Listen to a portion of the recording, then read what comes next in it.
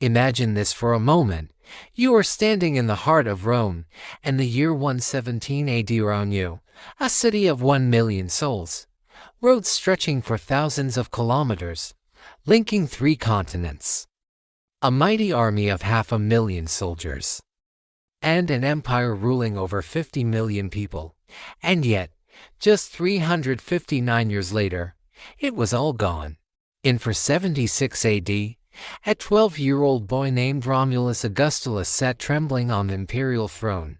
A barbarian general named Odoacer stormed into the palace, looked at the child, and said, "Boy, it's over.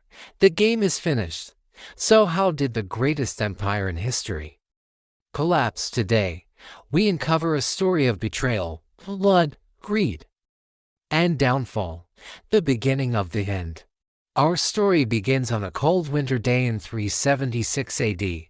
By the banks of the Danube River, thousands of Visigoths stood shivering in the rain, children crying, women freezing, men clutching worn-out weapons. They were not invaders, they were refugees.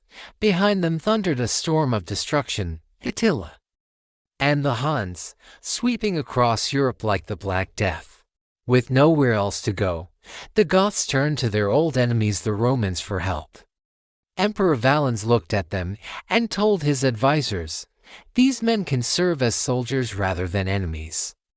Let them in," a decision that would cost Rome dearly.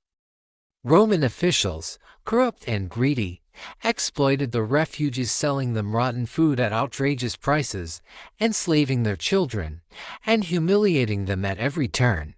The Goths' patience broke. They revolted. Instead of fighting for Rome, they now fought against it. The disaster at Adrianople, August 9th, 370 AD, the plain of Adrianople, modern-day Turkey.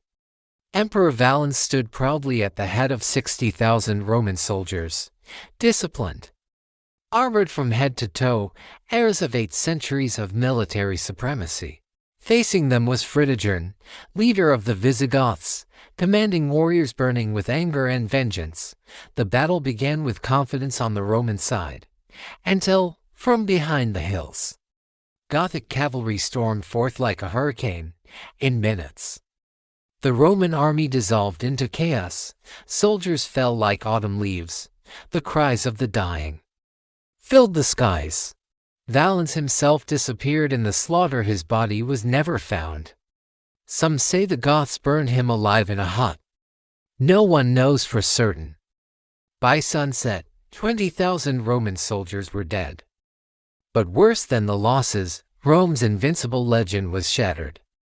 From that day onward, a whisper spread across Europe: the Romans can be defeated. Rot from within. After Adrianople, Rome began to collapse from the inside. Emperors grew weak. Many were mere children or puppets in the hands of power-hungry generals. Honorius became emperor at only 10 years old. Imagine, a child ruling half the known world. And corruption only deepened. In one infamous event, the Praetorian Guard murdered Emperor Pertinax and shamelessly declared, "The throne is for sale." And they literally auctioned the empire to the highest bidder. Taxes rose to 40% of income. Farmers abandoned their lands, cities emptied, and Rome's famous roads grew wild with weeds.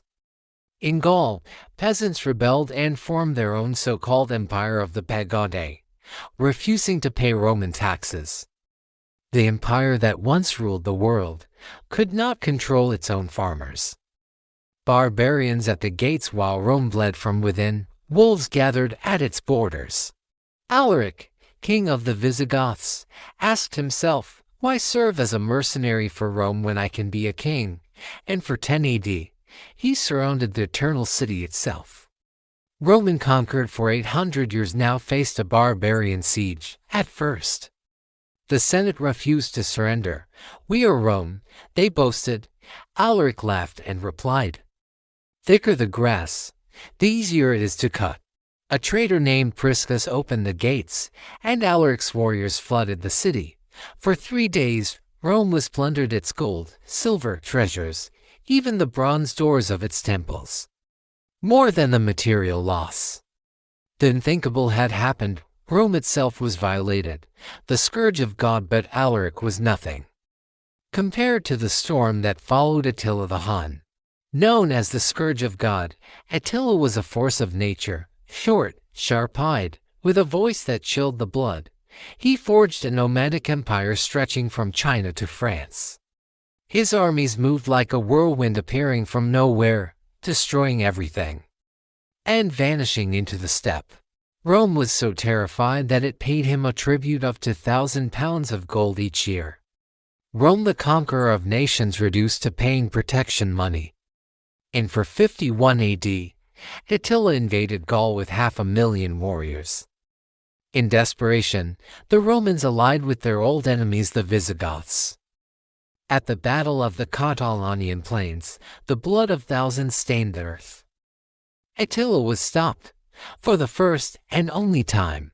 Yet even in retreat, he had broken Rome's back. The end of the West. Attila died in 453. Legends say he drowned in his own blood on his wedding night. His empire crumbled soon after. But Rome was already a walking corpse. In 455, the Vandals under Genseric sacked Rome again, this time with even greater brutality. By then, emperors were nothing but puppets of barbarian generals. Finally, in 476, Odoacer deposed young Romulus Augustulus, the last Roman emperor in the West.